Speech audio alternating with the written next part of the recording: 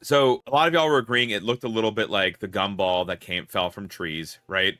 It is a kind of spore. It is a spore. And this is under the scanning electron microscope. And y'all know I'm a sucker for scanning electron microscope imaging.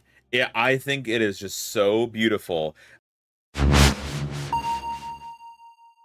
of the images that you can take underneath that microscope. This is our new species of the week, which is our what we usually kick off every Friday stream with in terms of the new science. And this turns out it's actually a spore. So we had a prediction at the start of the stream of what the heck this was. And let me tell you all the prediction votes. We had 3% of the vote on a plant.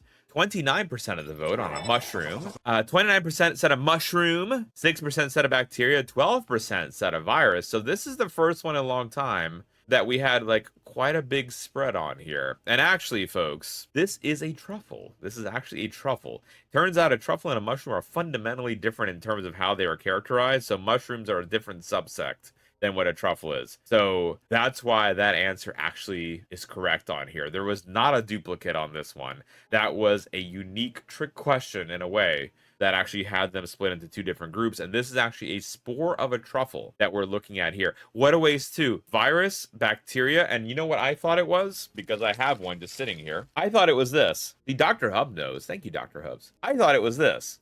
Like, I thought it was one of these seed pods. Doesn't it look just like it? Yes, they are also fungi, but not a mushroom. So, y'all, this is actually the spore of a truffle. And here is what the truffle looks like. We do a little bit of a zoom in there. There it is.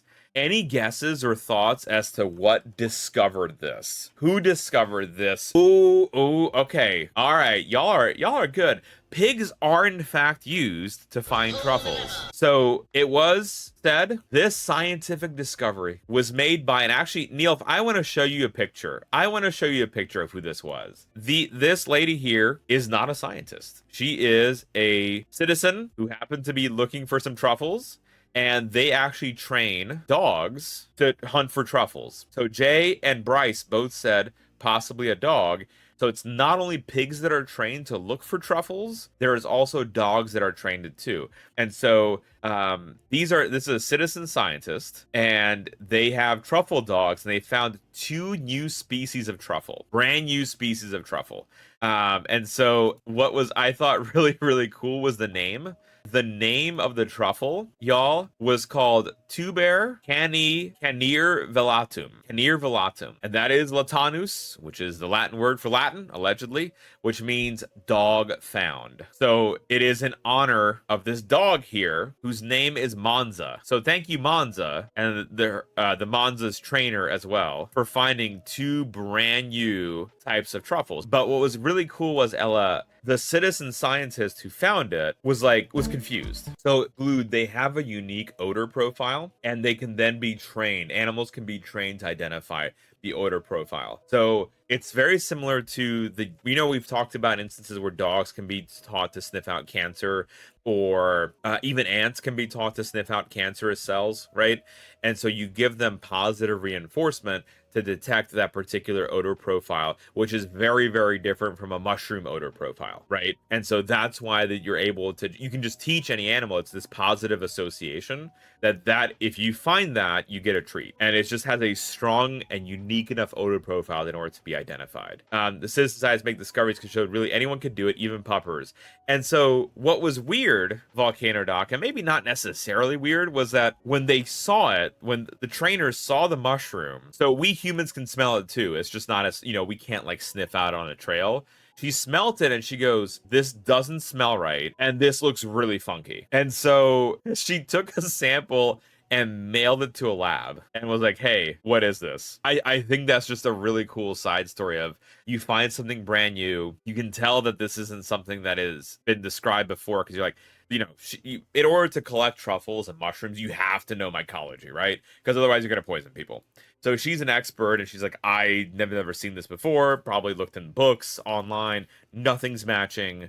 Let me call a scientist, right? This is like the one time you can be like, let me call a scientist. And so they mailed the specimen off to university, and it was where was it? The Michigan State University, right? That she mailed it off to, and they actually did some DNA testing on the mushroom. They did some sequencing. And actually with Michigan State, there is a subsect of the college that's for agriculture and natural resources. So that's where it went to.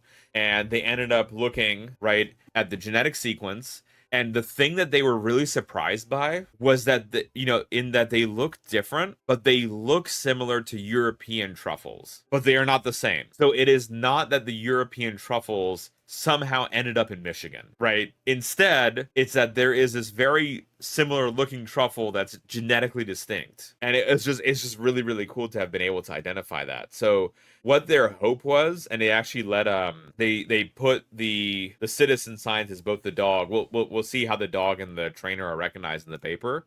They're hoping that other people will want to grow more of these truffles, because apparently, I didn't know this, Volcano Doc, but most of the truffles that we use for cooking are European based and they're quite rare.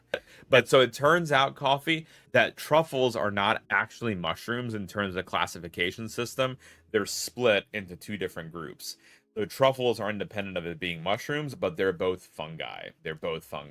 Truffle sniffing dogs. Glued with Gold asked earlier tonight, y'all, of how can you train the animal, or like what's the training like for them. So this is, I thought, Glued, this would be a relevant video for us to watch, because in particular about the dog and the connection to the truffles. $1,000 a pound. And actually, they're not just rare like that, they're also getting more rare because we keep harvesting them. Yeah, 3K corn. That's why the truffle hunters, like the dog and the lady, were also excited, because they're like, hey, we've actually found a new source of truffle, and that maybe will allow us to, bring in more truffle farming to North America and not just having it farmed in Europe. And so that maybe, maybe it just won't be $3,000. It'll just be $2,000. No, they don't. I don't think they say in the paper actually what species of dog it is. I'm just looking through it now. I'm not seeing anything that's telling us what the dog is like. Yeah, it's weird. It doesn't say in the paper. I'm just like scrolling through it now of like dog species.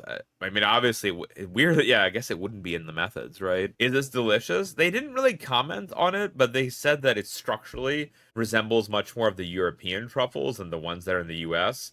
And they were hoping that it would be opening up a new like market of truffles like in the Michigan area, which would be really neat as well. A good documentary called The Truffle Hunters about super old men, and they're like, oh, that's cool. That would be really fun to watch, actually. Going out with the truffle dogs would be more fun than going out with your truffle pigs.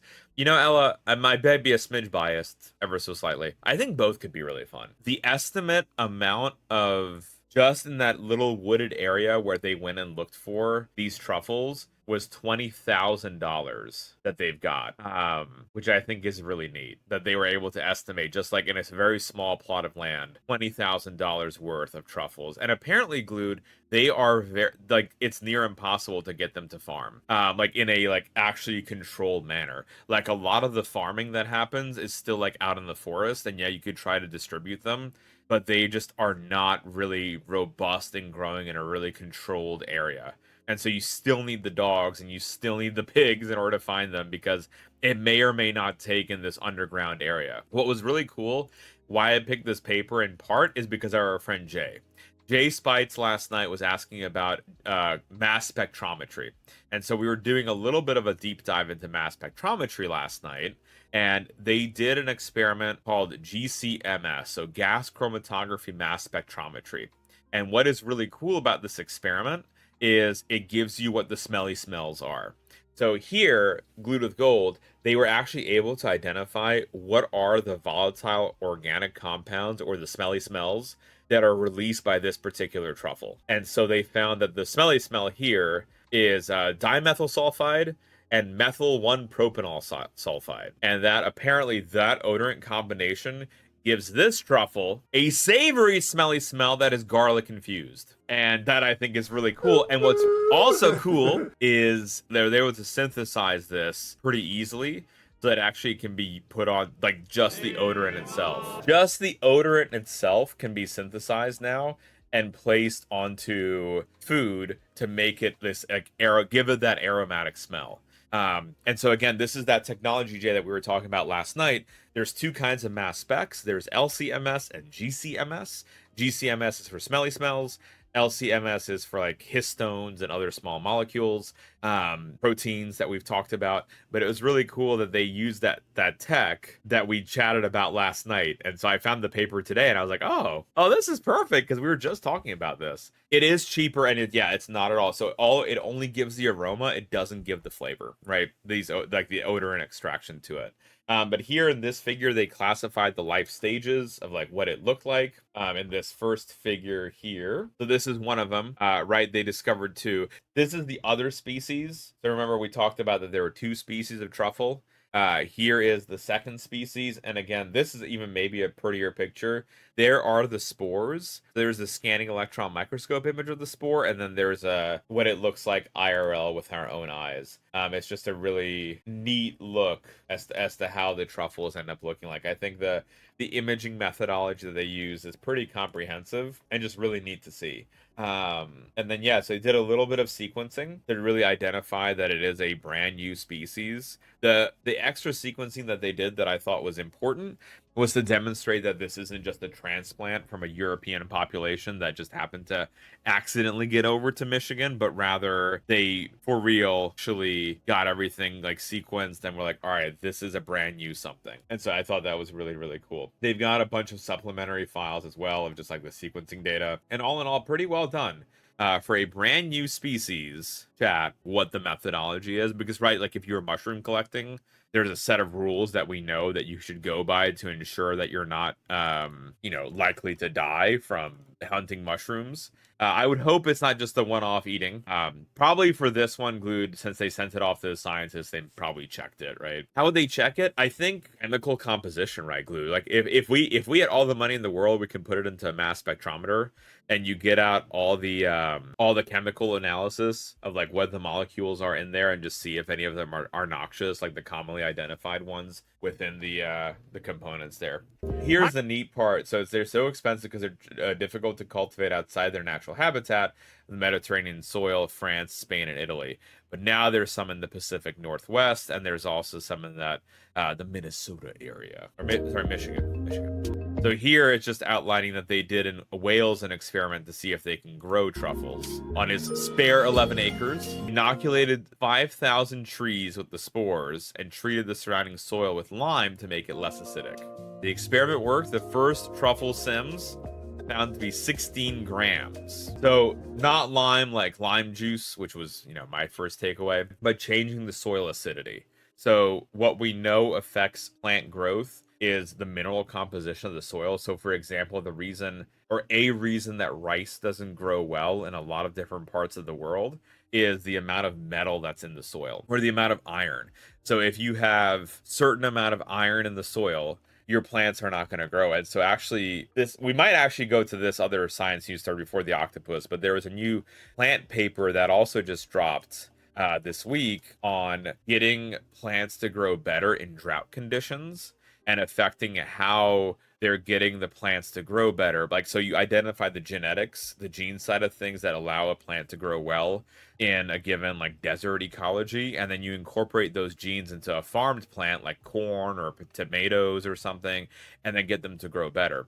So this is something that could have been done with the truffles too. Like you could genetically alter the truffle to be able to grow in more acidic soil, or you could change the acidity of the soil. I would argue the second one is probably harder, right? To 11 acre, change the acidity of the soil and plant a bunch of trees and then inoculate them all with the truffle. But that is something that a lot of researchers are now doing, like especially plant work, where the way you justify getting funding is, I want to find the gene that controls like metal absorption, let's say, and I'm gonna modify that metal absorption so that this plant, like this weed or whatever it is that I'm working in, can grow better in more metallic or like more heavy metal laden soil. If you prove that, then you can pop that gene ideally into rice. And if you can get rice to grow there better, then it's like can end up trying to solve like food starvation issues. So like food disparity. That's one of the main reasons why you would study something like this.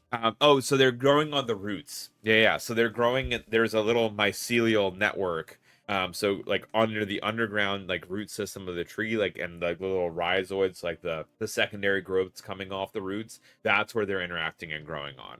So glued, there doesn't seem to be yet any negative side on behalf of the tree. Doesn't mean that there's not any kind of negative, like there could be a parasitic side of it.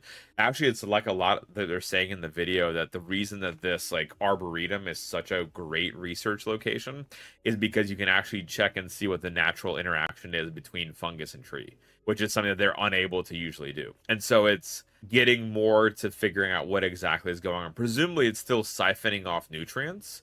I don't know of because like that's how they would grow. If you're siphoning off the type of nutrients where it could yield something negative on the part of the plant, or maybe there's just such a low density that that low density doesn't cause there to be any kind of like long-term issue. Does that make sense? There might be a different kinds of density question though, glued with gold. So glued, you can imagine that in space, you're actually a different weight, right? There's different kinds of weights that are associated with different gravitational pulls of whatever floating body that you're on. And glued with gold, you might be like, I really want to ask an expert about the floating gravitational anomalies that happen. I couldn't tell you, Liren, if I like it or not. I don't know. I don't think I'm classy enough. Which is Neil says I read a few studies that imply that there's the grooves have fungi tree relationship that tend to have a healthier growth rates. Interesting. I guess then Neil, kind of the second part of your comment, it might be also tree dependent if it's symbiotic or parasitic or whatever direction it ends up going in. But again, like there's just so little known that even this paper, like they describe 2 new species that are edible and how it was found, but we really don't know much at all about the ecology, where it grows, like in terms of what the range of growth it is. Yeah, which is again a little bit disappointing, but maybe eventually one day we'll know about it.